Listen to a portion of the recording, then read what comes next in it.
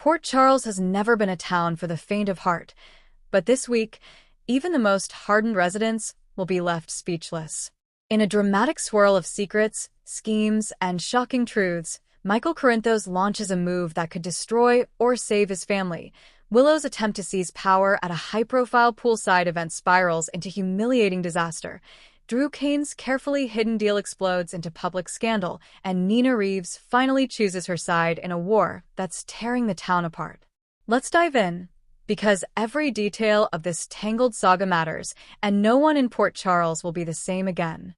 Michael Corinthos has long been known as the reluctant heir to power, a man shaped by the mob legacy of Sonny Corinthos, but determined to find a better path. Yet even the most patient son has his breaking point. Whispers had already started weeks ago when Michael was seen making mysterious calls to investors from the deck of the Coeur d'Alene boathouse. Then came quiet meetings at the Metro Court with an out-of-town financial strategist. But now, Michael makes his move in full daylight, and it leaves Port Charles reeling. In a stunning maneuver, Michael calls an emergency YLQ board meeting, ostensibly to discuss quarterly profits. Instead, he presents evidence that certain assets have been mismanaged by Drew Kane, who had been trusted to steer YLQ back to stable ground. Calm but cold, Michael lays out a case showing that Drew secretly diverted funds into a private shell company. Gasps echo through the room. Ned Coeur d'Alene narrows his eyes, sensing an opening to retake power. Brooke Lynn, always torn between family loyalty and her love for Chase, covers her mouth in shock. Even Valentine Cassadine, lurking at the board table with his characteristic smirk, seems intrigued. But it's not just about exposing Drew. Michael stuns the room further. He proposes a temporary shift in leadership, himself as acting CEO until the alleged mismanagement is investigated. For a moment, the room is frozen. Then the floodgates open. Accusations fly, with Drew calling Michael a snake hiding behind spreadsheets. But Michael holds firm.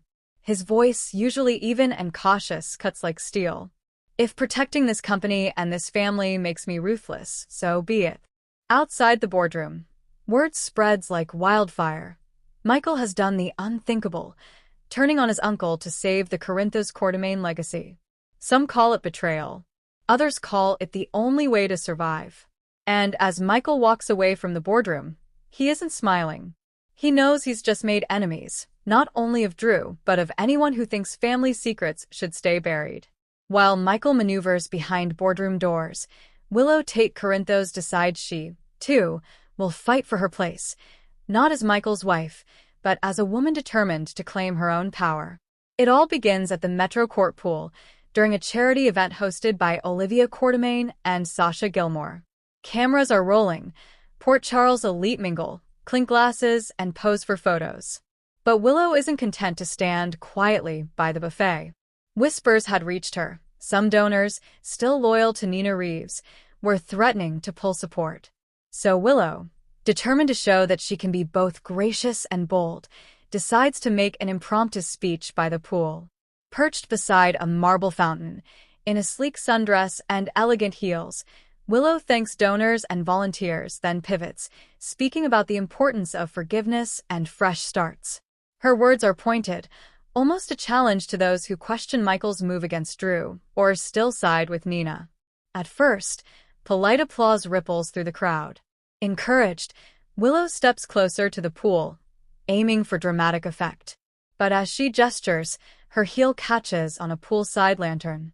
Time slows. Gasps fill the air. In an instant, Willow teeters and tumbles right into the deep end, mic and all. Phones capture everything. Water splashes everywhere. Laughter mixes with concern.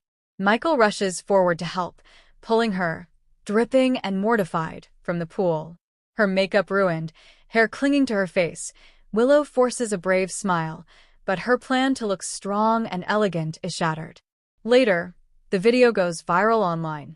Hashtags pop up, hashtag poolside plunge, hashtag Willow wipeout. Some posts are sympathetic, others cruel. Privately, Willow is devastated.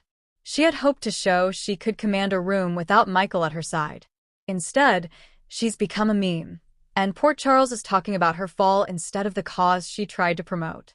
Yet Michael, despite everything, tells her quietly that night, "They'll forget the fall, Willow. They'll remember you stood up."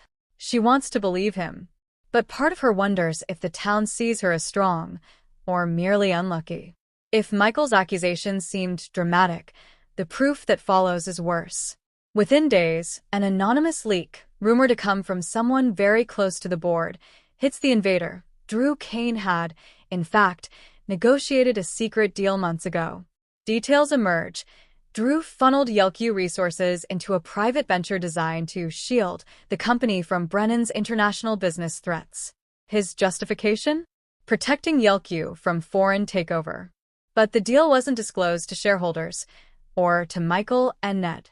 Worse, it involved a silent partner, none other than a shadowy shell company that, when traced, leads back to Victor Cassidy's estate. The revelation that Drew's secret plan intersected, even indirectly, with the Cassidine legacy horrifies the Quartermaines. In the aftermath, Drew tries to explain himself. "I did it to keep Yelq out of enemy hands, to keep this family safe." But Michael, cold and shaken, fires back. "And who keeps the family safe from you, Drew?"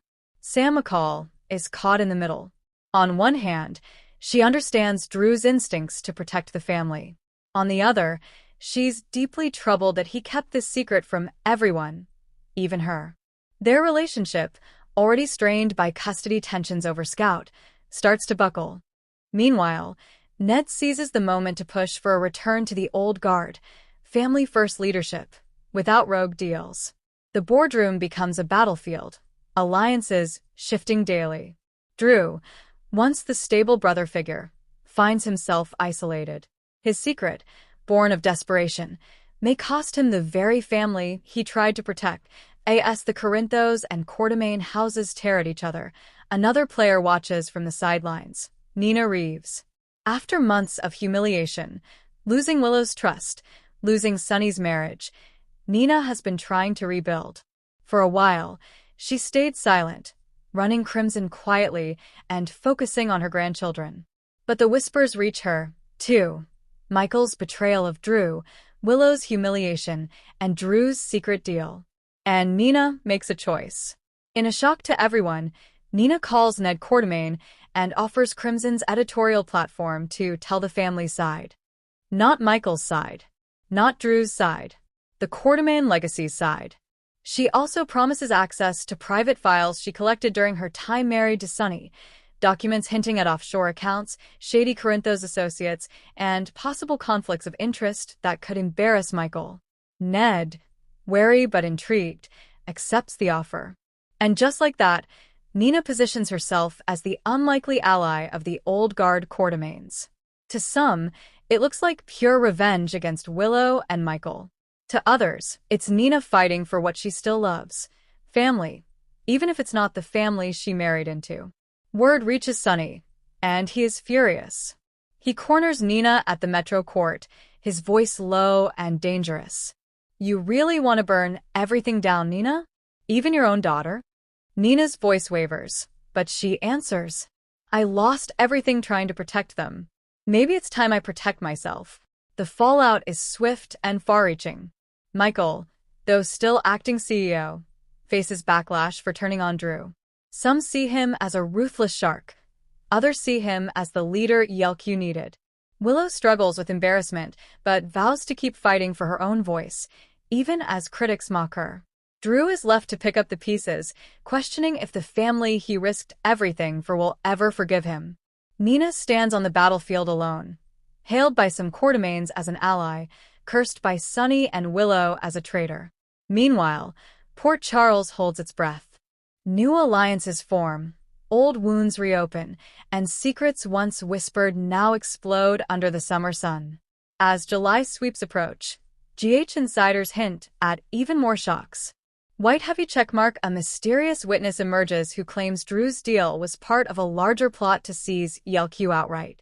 White heavy checkmark Willow, desperate to prove herself, makes a career move that could either free her from Michael's shadow or bring her right back under it. White heavy checkmark Nina's files may reveal something so explosive it threatens to bring down not just Michael, but Sonny Corinthos himself. White heavy checkmark Sonny, enraged by Nina's betrayal, starts planning a counterstrike that could leave both Yelku and Crimson in ruins. Port Charles is a town built on secrets, love, and betrayal. But even by GH standards, the days ahead promise to be extraordinary. Michael's bold move proves he can be just as ruthless as any Corinthos before him. Willow's failed stunt shows ambition can cost dearly. Drew's secret deal exposes the price of acting alone.